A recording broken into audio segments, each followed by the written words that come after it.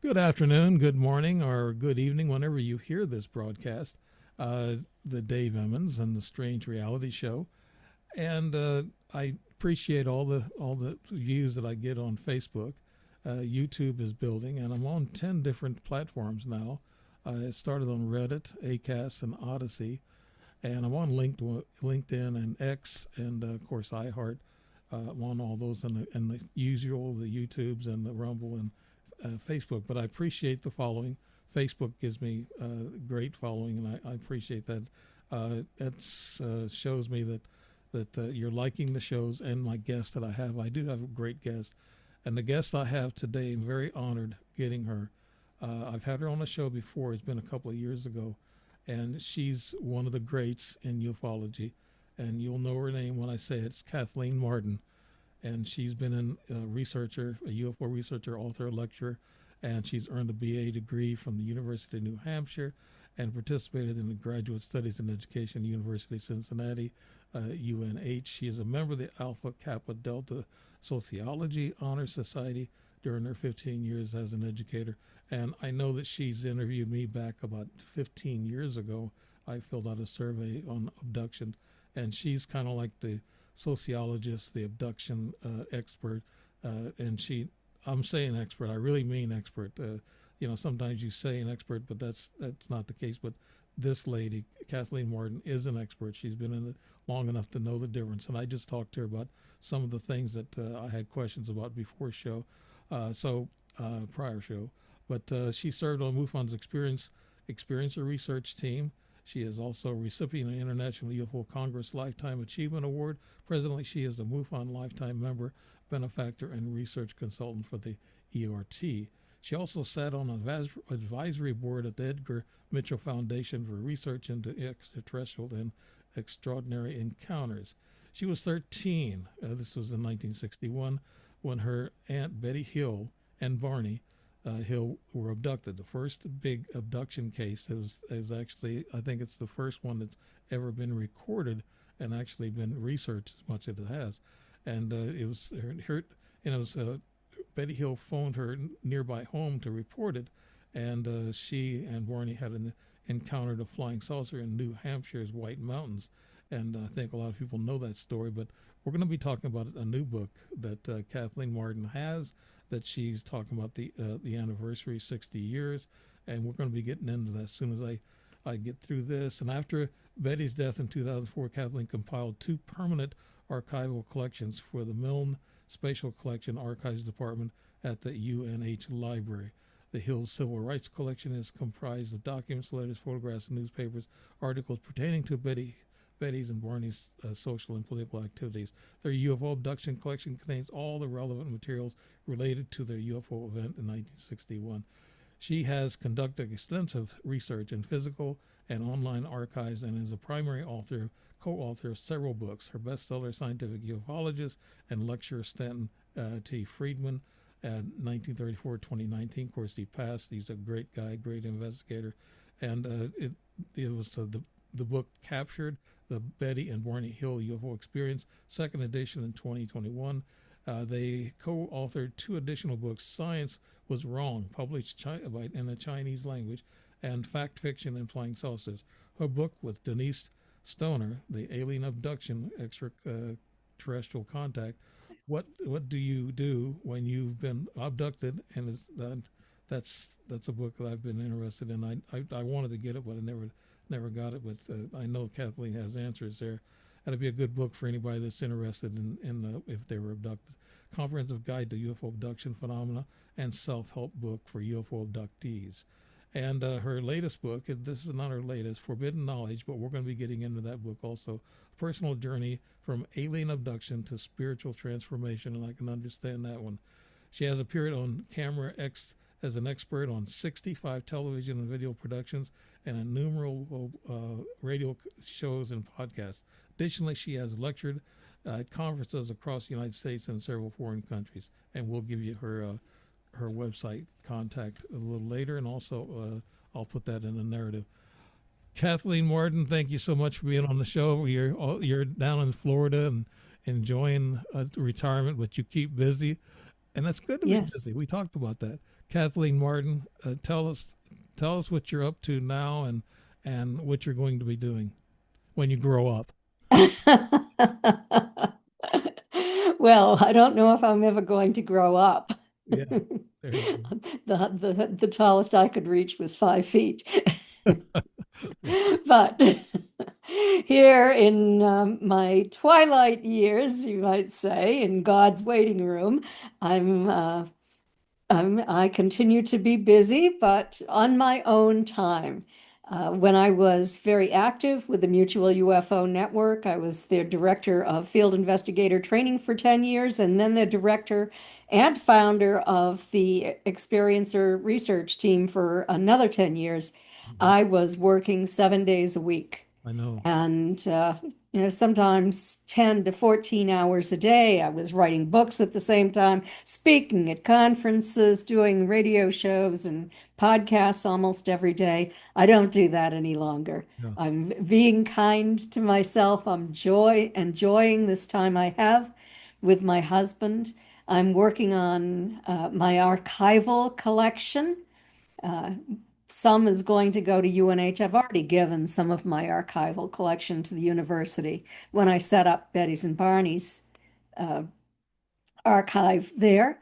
And then I have another one that is going to another university, which is going to be extraordinarily extensive. Hmm. So I have to read every single page in that archive, and then I have to expunge any information that anyone would object to.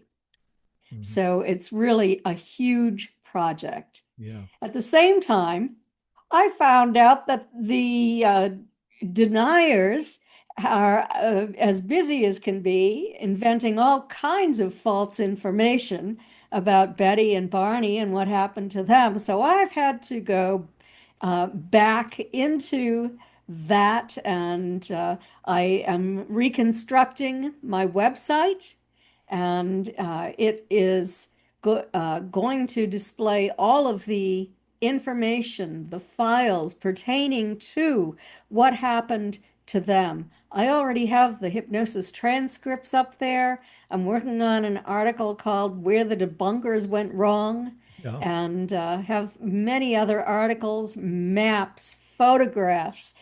So there should be no way that anyone can misunderstand what happened to Betty and Barney. The archival records are there, Yeah. the reports. Yeah. Kathleen, do you think that people are starting to believe more now after the government's been involved in somewhat disclosure and pictures from the military? Do you believe that now the debunkers may be softening up a little bit and you can get more out there? Oh, I wanted to say, back in 2010 when I met you and I met you at a conference, and then I filled out a 19 or 20 page survey for an abduction, and you were hard at work at it. I thought, wow, you are very thorough. So, and this thing with Betty and Barney Hill, your aunt, I know you've been thorough with that because Yes. I've seen your work before. But to my question is, are these debunkers, are these naysayers, are they 50-50 right now? Or is it getting worse, Kathleen? Well, let me give you a little bit of history. Okay. Um, Historically, the debunkers were very active.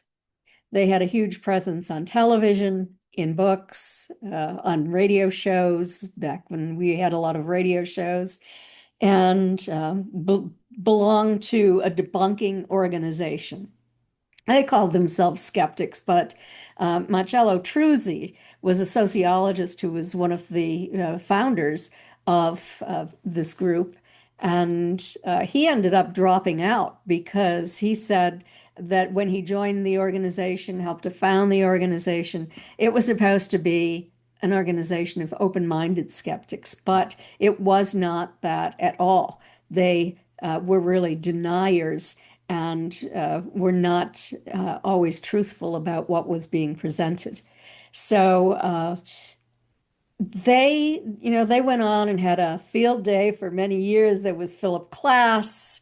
There were several other prominent skeptics who were giving ufologists quite a challenge in their attempts to convince the public that none of this was real. They also attacked the paranormal field as well. What I've discovered is that whenever they would attack something, it signaled that there was some kind of secret program going on with the military, Yeah. U.S. military, something going on at the Pentagon. So I thought that was rather hilarious. But in 2023, everything began to change. And I think that was the year.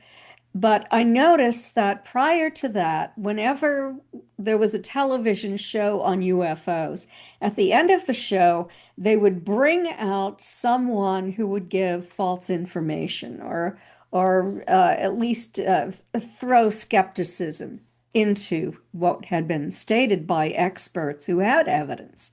And then all of that stopped. And for about a period of 10 years, we had sort of a reprieve. It was almost like a breath of fresh air because you knew that all of that hard work that you did, everything, all of the factual material that you presented was not going to be dismissed at the end.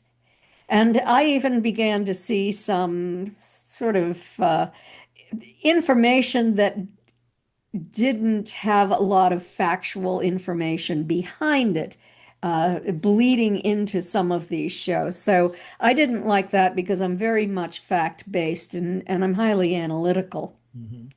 So then here we have 2023 rolling around, and then the debunking starts again. And in 2022, I had done a television show. I've done 65 in all. So on this one, there were skeptics, and I decided that I was going to do a skeptical. I would do the interview anyway. Stanton Friedman had told me that I should never shy away from doing interviews with skeptics because it would give me the chance to set the record straight. Hmm. But remember, it is these skeptics now who can control the show.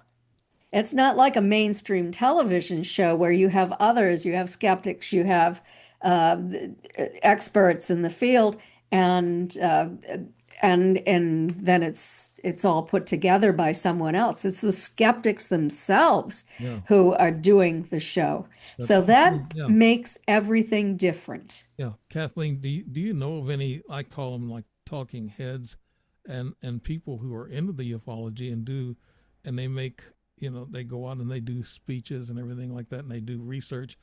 But when they turn around and they'll have coffee with somebody, they'll sit there and say, I don't believe any of this stuff. I'm just talking about it.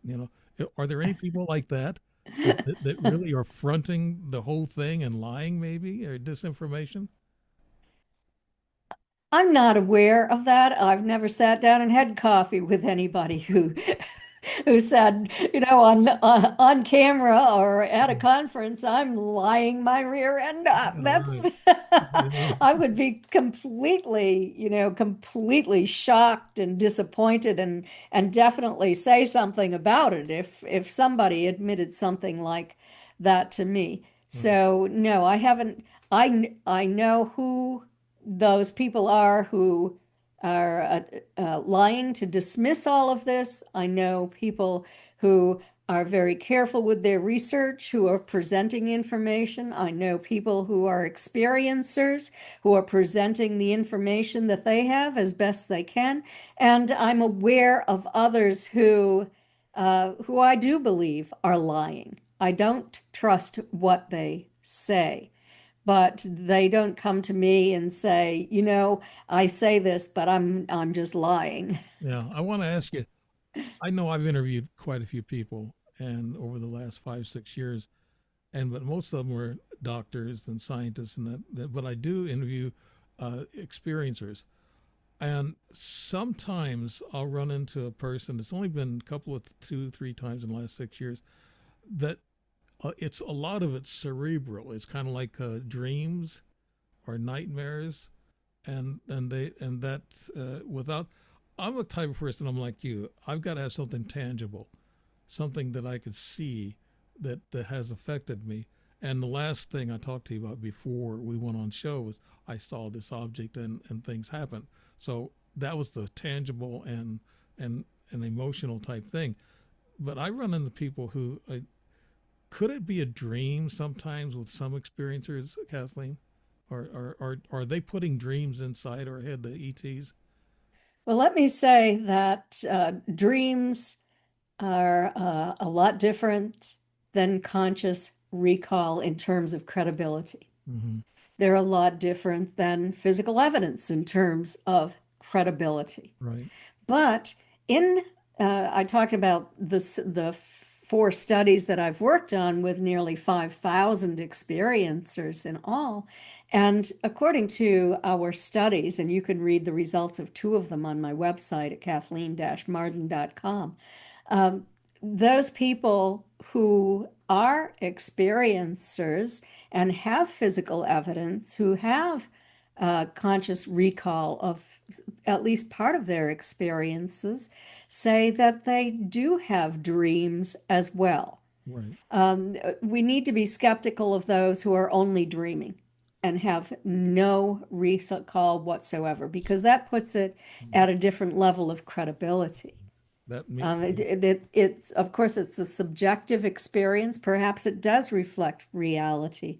And one of the reasons that I wrote Extraterrestrial Contact, What to Do When You've Been Abducted, is to teach people how to document their evidence. So even if you have a dream, record it as a dream. Mm-hmm.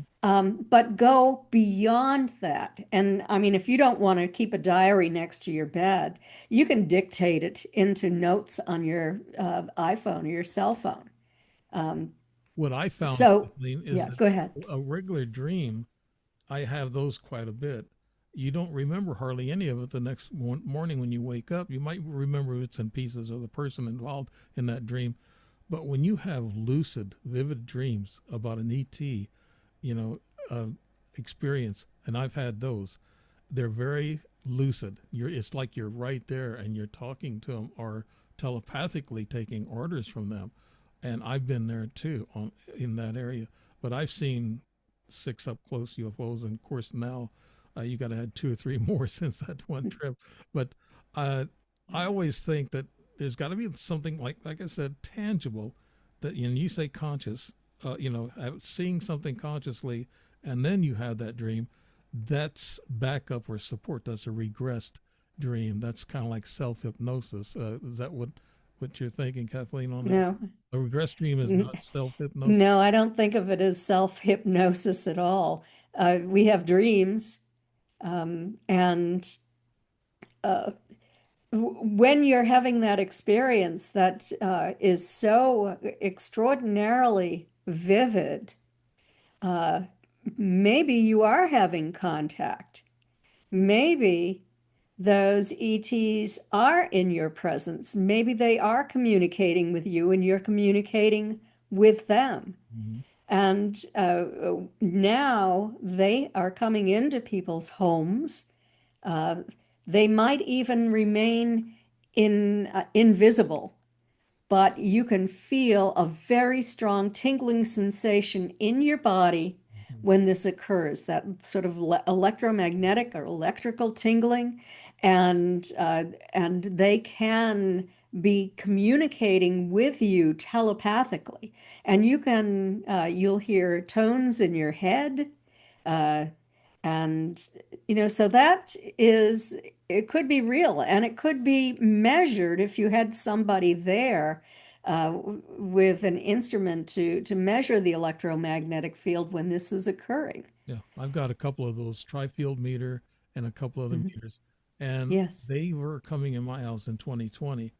And it seems like if my wife is gone, like she went to the Philippines and I was left here for a month or two, it seems like that's when they come in, when you're by yourself in a way. and my tri-field meter was going crazy. I'd be sitting here in the office, and this thing would start going crazy, and I thought, oh, they're in here with me or something, because I've had pictures of them on the trail cam infrared. So Hmm. that's tangible evidence that I get that they have visited and they've been here. But I wanted to get to Betty and Barney Hill. It was a fascinating case. I was only, let's see, 12 years old at the time, and you were 13, giving away our Yes. ages. But I remember the story. It was on radio and on TV, but there were so many debunkers back then. It was just starting to, and so I didn't. I just caught the glimpse of the story. I wasn't interested in it in the UFOs until 1963 when I saw my first one up close with a good friend of mine. But that's when I started believing in them. Did you find out? You said this new one, the 60th anniversary edition. What are some of the new things you found out about your Aunt Betty and Barney Hill about this whole story? They're digging in more. Well, first, let me make it clear that we didn't know about this in 1961. I knew about it when I was 13, Mhm. but you didn't know about it. It was not made public until 1965, and that was the result of a violation of confidentiality. It was the worst thing that could have happened to Betty and Barney, who were very politically active in the state of New Hampshire. Barney had been appointed to the U.S. Commission on Civil Rights. He'd been given an award by Sergeant Shriver from the U.S. Office of Economic Opportunity for the volunteer work that he had done in the state to set up the Rockingham County Community Action Program. He had worked on voters' rights and received an award for beginning a literacy program for illiterate people, so that during this time when you had to pass a literacy test to vote, uh, you could learn to read. So all of these great things, and in '65 is when we heard about it through newspaper articles against Betty and Barney's will, against their wishes. They were outed by a friend of Betty's who spoke to a newspaper reporter, and then he went to a meeting of ufologists and heard about it too. And so it was just the worst thing that could have happened to Betty and Barney. Now let's jump ahead Okay. to the 60th anniversary. Right. I have never stopped doing research, finding scientists to conduct testing, and that sort of thing. So there is a lot of information in the last chapter. Some of that information pertains to a study, an alien symbols study Mhm. that was done by Dr. Don C. Donderi from McGill University and Dr. Stuart Appel from the State University of New York. And they did a study and they used alien symbols that Bud Hopkins had been collecting from experiencers since he started hypnotizing them in the mid 1970s. So they took these symbols, they put them onto uh, the same type of paper. They photocopied them all. And then they did two studies actually. They used students and they had a control group of students who had never had an experience of this kind. They had the experiencers who had seen the symbols and the symbols. And then they also had students that Dr. Appel had hypnotized and had given the suggestion that they had been on a UFO and that they saw alien symbols there and they should sketch those alien symbols.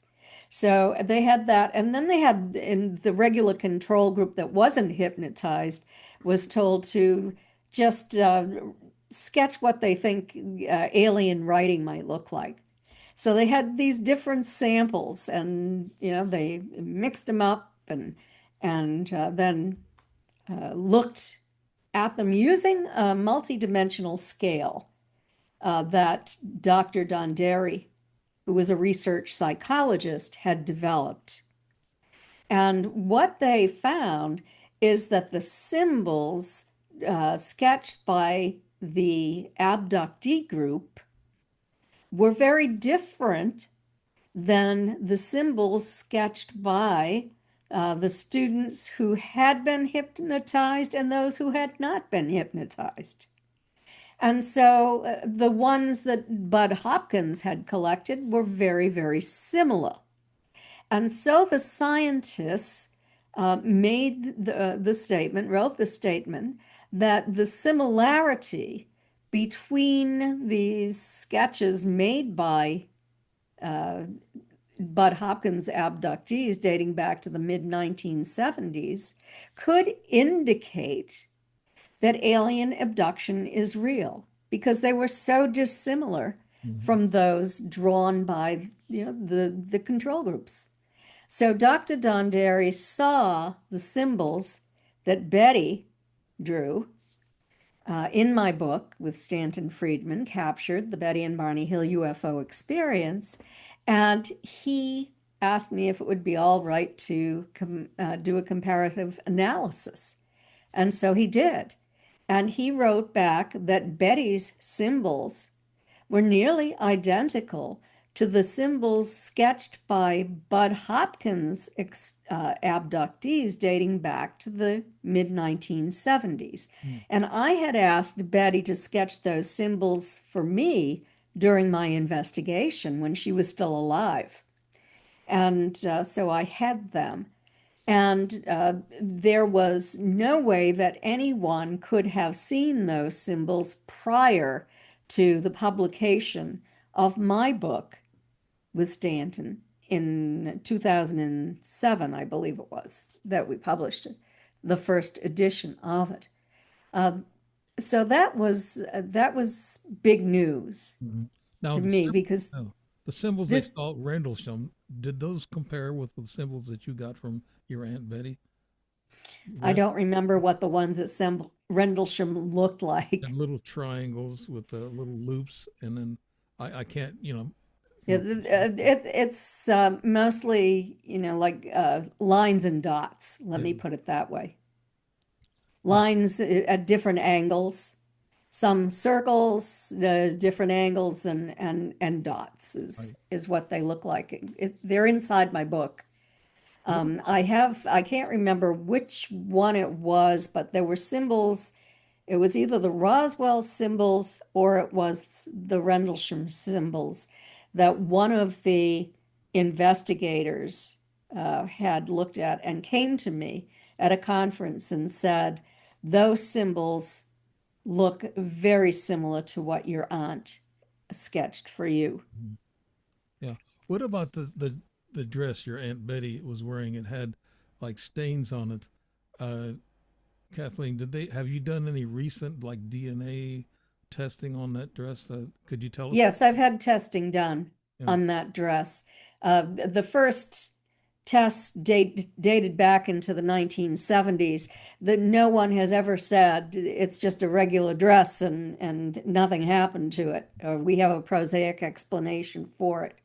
I was at the University of New Hampshire with Ben Hansen to do a television show. And we were in a room, the dress is stored there. And so we turned the dress inside out. We're wearing white gloves. And we're looking at the lining, looking for any labels in it, that kind of thing. And I've always known that there were several spots on the lining of the dress. Phyllis Budinger, who did one of the more extensive analyses of the dress, has a master's degree in chemistry. She worked for BP Amoco, formerly Standard Oil, for 35 years as an analytical chemist.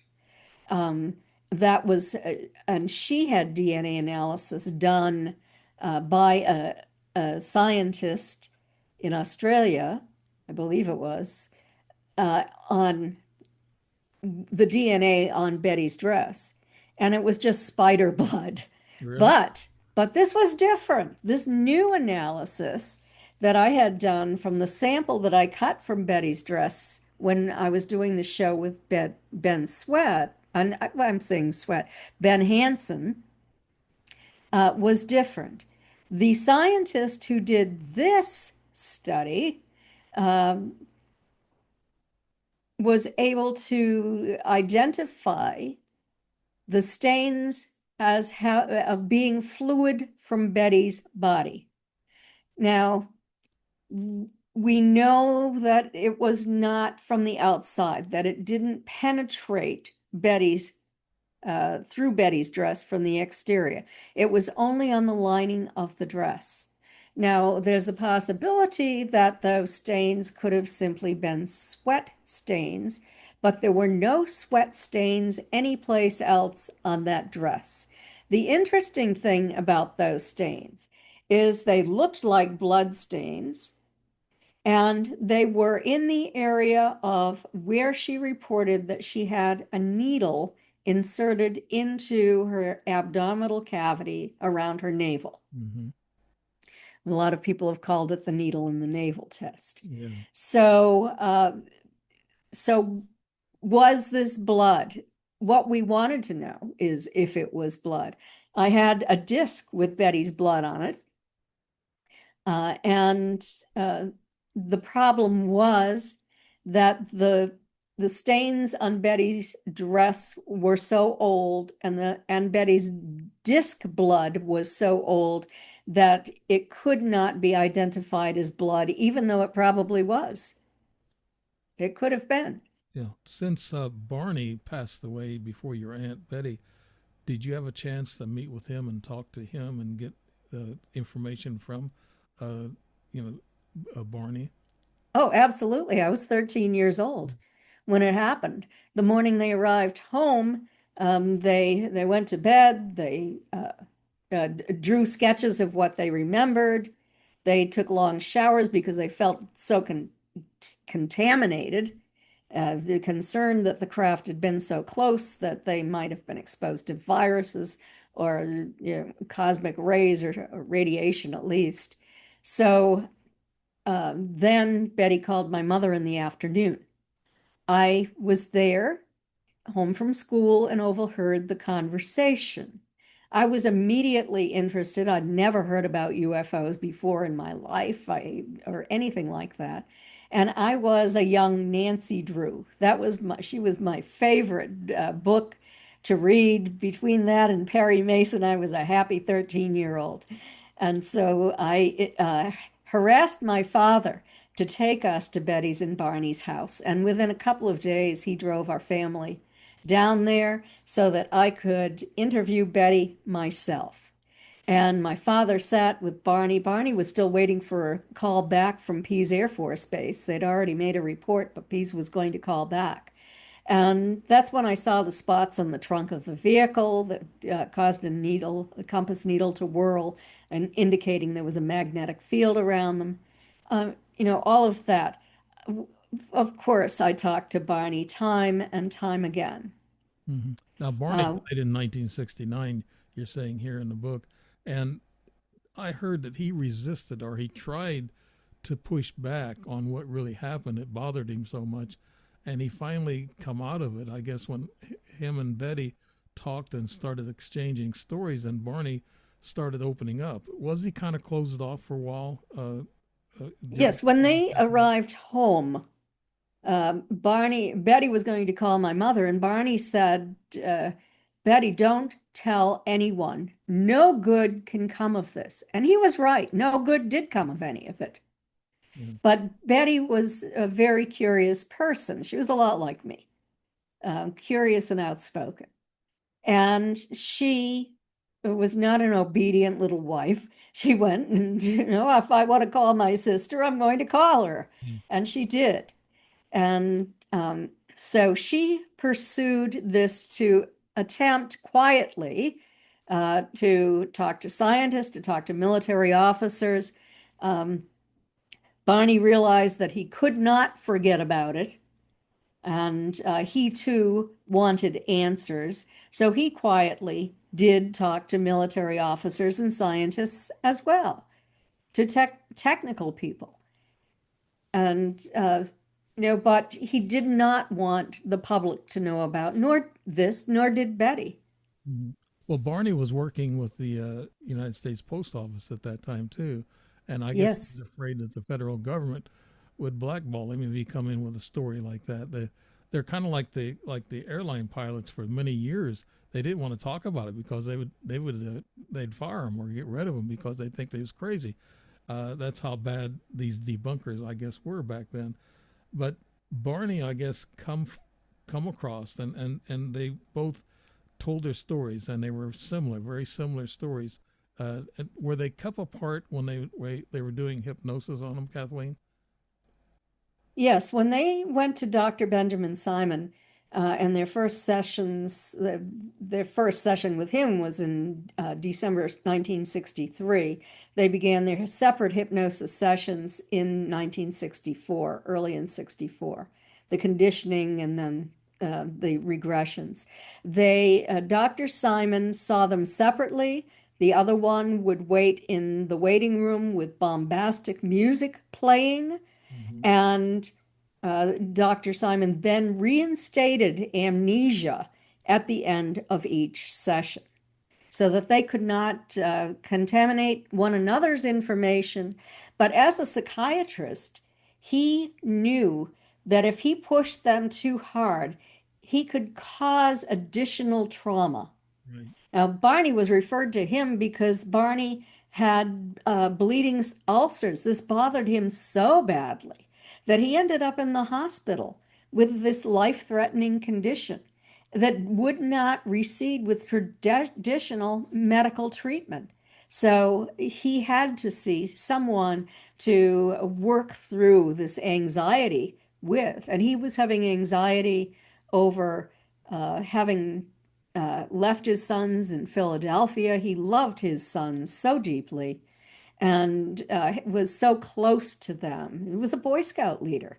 Mm-hmm. And I think that Barney sort of thought that Betty would move to Philadelphia, and she did not. My grandmother had a fit when Betty mentioned it. And, you're not going to leave New Hampshire, you're not going to leave your family, that kind of thing. And so Betty would not move to Philadelphia.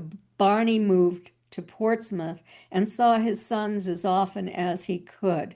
But as they were, becoming teenagers, uh, there wasn't that kind of closeness that he had experienced. So that was very distressing to him. And also very distressing was this close encounter, the missing time, the physical evidence on his body, and his memories of standing in that field and observing these non-humans staring down at him, of observing the little lights slide out from the sides of the craft, observing something unknown dropping down from the bottom of the craft, and just having the strong feeling that he was going to be plucked from that field, he said, like a bug in a net. Wow. And that's when he ran back to the car in a hysterical condition, screaming to Betty that they had to get out of there or they were going to be captured. And then that was followed by those buzzing, series of buzzing sounds that Barney compared to a tuning fork having been dropped. And there was like 5, 6, 7 of these tones that struck the trunk of the vehicle, left those shiny spots, and Betty and Barney felt those in their bodies. It's all in the first report they ever made to the Air Force.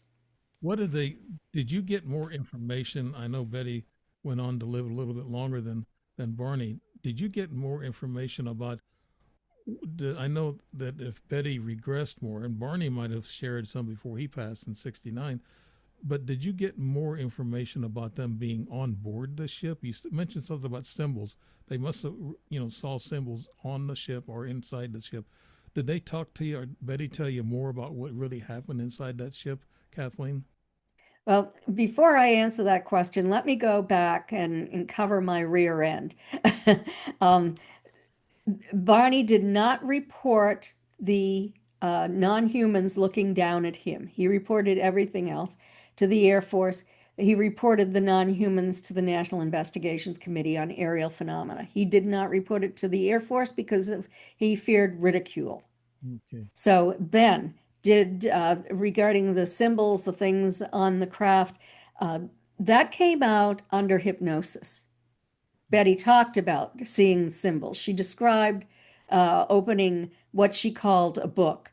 During my investigation, sitting in Betty's living room, I asked her to describe the book to me, the size of it, the thickness, uh, to sketch those symbols for me. And she said there were 6 rows of symbols. They were vertical rather than horizontal, the way that we write. That they were embedded into this page. And, so it makes me wonder if it was some kind of like computer, tablet or something like that she was really looking at, but there was no word for that in that time frame. Well, you described it a while ago, like lines, a series of lines, dots, and dashes. That sounds almost like shorthand in our methodology of writing. Kathleen, did it appear anything like a shorthand? No, it didn't appear anything like shorthand. Okay, it's because they have lines, and I know nothing about it, but somebody that's expert at shorthand writing. But no, I think with this thing that happened to them, it was it was big time. It was the first, as we say, of abductions. And you were, I guess, did any of this rub off on you when you were talking to Betty? I don't know if you want to talk about anything personal that happened to you afterwards. Did they follow Betty and Barney until they passed away, Kathleen? These non-humans? Well, Betty and Barney had additional UFO sightings after that, but they were out looking for UFOs after they had that sighting. Mm-hmm. Whenever they would drive down to my grandparents' house, and I grew up across the street from my grandparents, on the way home, they would look into the sky to see if they could see a craft, and sometimes they did. Mm-hmm. So uh, yeah, there were additional sightings, but of course that wasn't anything that you wanted to speak about because they were so criticized by these very nasty deniers Yeah. who had made up stories about their poor mental health, which is absolutely false. I They were know. strong leaders. I know there was deniers. My mom was a denier when I told her I got in late that night. I said I saw a UFO flying saucer. We called them flying saucers back then. And she said, "You know what time it is?" I said, "No, I don't." She said, "Get your little butt in the house." She said she's going to use a broom on my butt. Get in the house. I said, "It's a UFO, Mom." She goes, "I'll UFO your butt and I'll get in the bed." So now, forbidden knowledge. Let's jump to that story, the personal journey of alien abduction to spiritual transformation. I think if you can shine some light on that and let people know that a lot of this is spiritual. It's not all mean or evil energies that these extraterrestrials bring. I think being abducted, and it's not involuntarily, you're taken away, you're kidnapped in a way, that is bad. But the thing with it is, they don't really hurt anybody in depth. Could you tell us what the spiritual feeling is after an abduction, Kathleen? Yes, f- let me say first that abductees initially generally experience trauma. Mm. They're not feeling spiritually It's scary. elevated after they have contact. It takes years. You have to work through that trauma. You have to overcome that fear as much as you can overcome it, and you have to attempt to form some kind of communicative relationship with them through with projecting love toward them, that kind of thing. Mhm. But I had heard about this spirituality.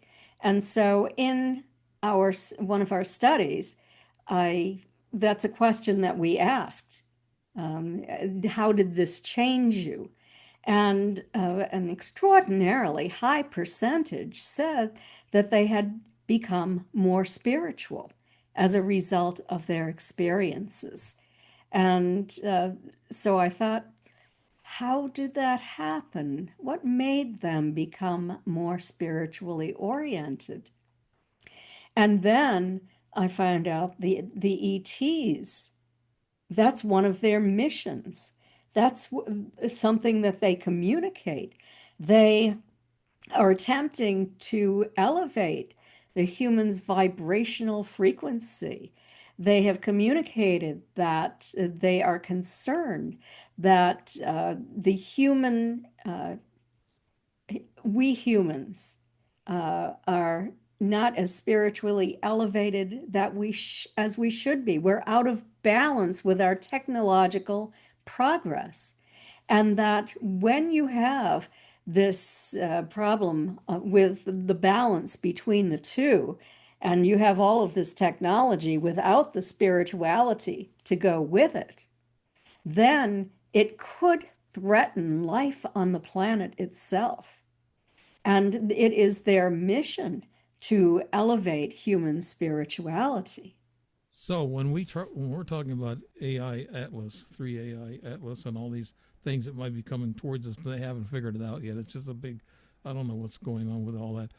But I think when people, get the idea that these are evil, these ETs are evil. But I had a scientist tell me the other night, first time I've had a scientist tell me this.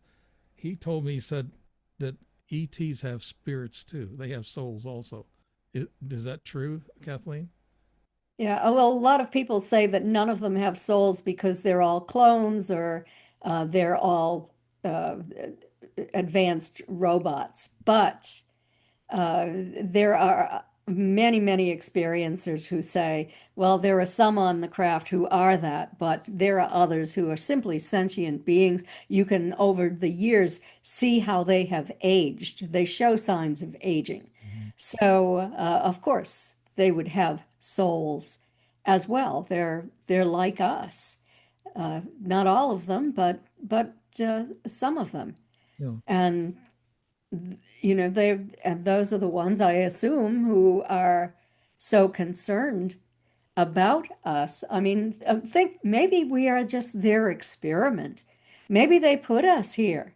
And if that is true, uh, maybe they're concerned about what has happened to their experiment and they're trying to change it. Yeah, this went crazy, hasn't it? But no, They I think a lot think of of people. themselves as Dr. Frankenstein. Yeah, I know right away when I saw a UFO, I was a believer, and I was only 13 at the time, 14, and I didn't like going to church much anymore. It just seemed like they didn't believe in UFOs, and they still don't. Churches don't, and if you go in and talk about them, they're going to turn their backs to you.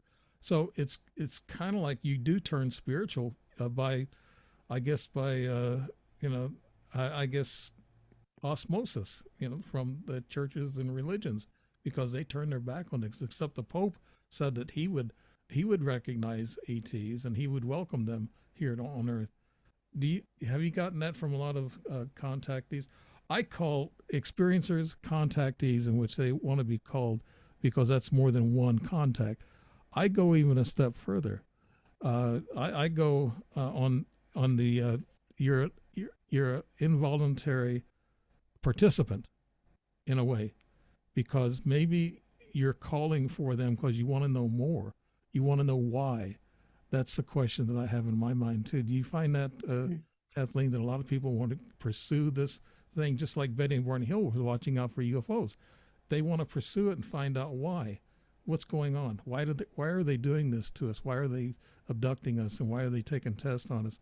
You ever, Yeah, so yeah, yes, I agree with that. Most experiencers um, want to know why. They want to learn more. They want some control over the situation. right. And one of the things that I advanced during my career working with experiencers is you can live your life as a victim, Hmm. being completely helpless, being taken over and over again, be feeling traumatized, being extraordinarily angry, or you can work on yourself and you can work on them. Hmm. You can overcome that trauma through therapy with the right person. You can become a survivor where you take charge of yourself in that situation. Right. And that's where I came up with the idea of projecting love toward those individuals who come into your environment. And many, many people have experimented with that. And if they can do that before the ETs come in and just simply take control of your mind, if you're projecting that love, then everything changes. Then they will begin to communicate with you. They'll project love back to you, that kind of thing. Hmm. I So know. you have more equal footing. Yeah. How about venting? How about the person, an abductee? How, how about them venting to other people? And I find that I vent to people who know more about UFOs, like I vented to you in Hmm. 2010 and 2011. I talked to you and I filled out that survey, and when I vented, it made me feel better that I got it off my chest that this happened. It's just like being in combat. I don't go around talking about my combat stories, but just just letting it go, like you said, is the best thing to do and kind of forget about it. But it's hard to forget about something that keeps happening even when you get an older age, like, Right. like me. Yeah. But I vented to Linda Moulton Hall one time, and she took a psychological exam. I know what she was doing to me because I was trained in journalism, and I knew what she was doing. But after the 45 minutes, she says, "Yeah, you're real." She said, Hmm. I pick up that you what happened to you is real, but she said you're going to have a hard time because you've had more than one experience, and a lot of people they have a hard time grasping one experience. If you have numerous experiences, then it's even more difficult. So you're in a little pocket to yourself, or to just certain people that have numerous. Yeah. Uh, uh, The majority have more than one experience. I guess if you have only one, you must be a reject. So, yeah, and it does help to talk to others, but you have to watch out who you talk to yeah, so that you won't be hurt. right.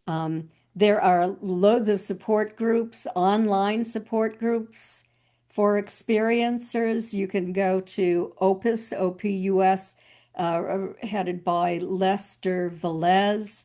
There is a whole team of people who are highly knowledgeable, who are experiencers themselves. And I call people experiencers. I say you're entitled to call yourself whatever you want. Mhm.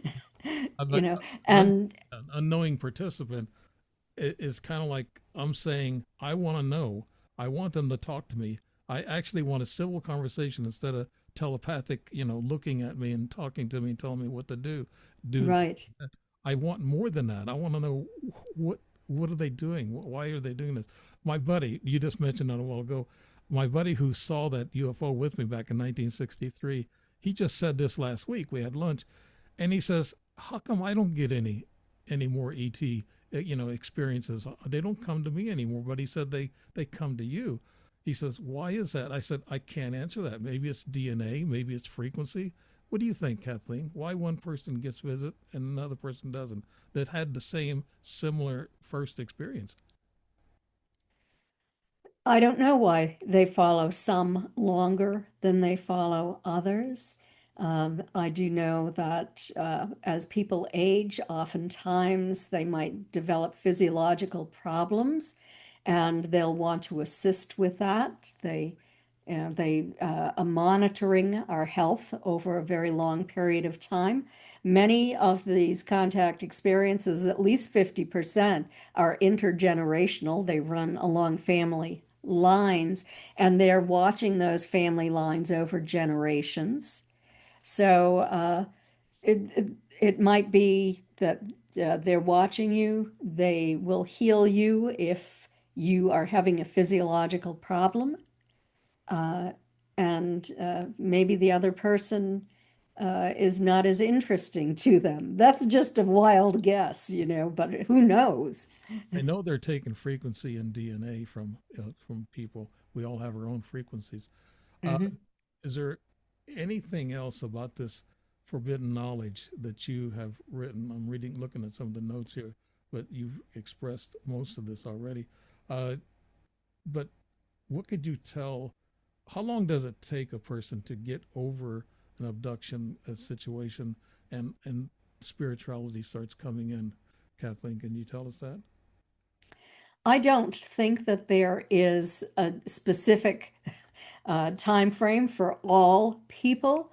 I think that you could be in denial that this happened, trying to push it down, trying to explain it in any of the psychological explanations, but it's really happening, and you won't recover. But if you're willing to address it, to get therapy, to join a support group, to talk to other experiencers or people who are going to be non judgmental listeners and supportive of you, not critical, Mhm. not parade you in front of people and have them judge you. That's the worst thing that can happen to an experiencer. But being around compassionate people helps experiencers because they learn how to deal with it. And it's important for us to learn how to deal with it, to become curious about it, to communicate, to try to find answers. If you have a mission to try to find answers, you're going to be more likely to remain in a certain mindset rather than those who are simply trying to push it down and dismiss it. Those are the ones who suffer the most, or those who know it's happening and are just filled with hatred and loathing. Yeah. A lot of people have had really scary events happen to them, and I guess the nightmare with them, they want to get away from it. They don't want it to happen again. Then there's some, it's like me, I want to know more, but I am in a position, being a podcaster, I talk to a lot of experiencers. We share notes, and actually bits of the puzzle comes out of each person that I talk to.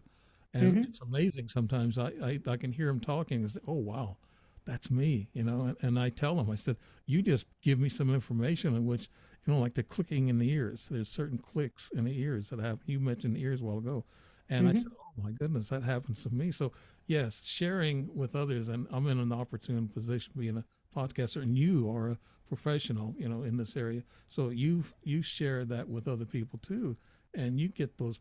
So it's not necessarily we need to go for help. We're getting help piece bit by people that we are familiar with, that are familiar with the same situation. And Yes, and that's so important. yeah, it is. And I've always admired your work, Kathleen. Thank you. You've always been, you've always listened to people. You've listened to me way back when, 15 years ago or whatever. But I found that it's people like you that help people that are traumatized by this, abduction process. We're going to close up an hour, so I want to keep within an hour because I got other networks I'm going to go on to, so they want an hour. Mhm. So you know how that is. Okay, Yes, Kathleen yes. Marden, could you tell us how we can get a hold of your books and how we can get a hold of you on the internet?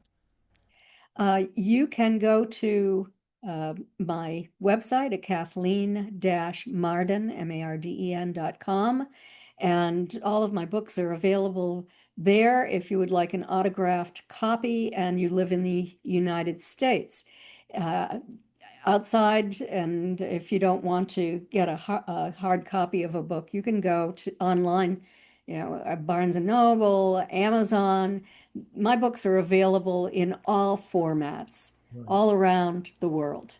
Yeah, I saw Chinese and Spanish and German, I think. And also, you've been Bruce Maccabee. He gave you a foreword. and Stanton Friedman, and nobody can forget him. He was renowned in what he did.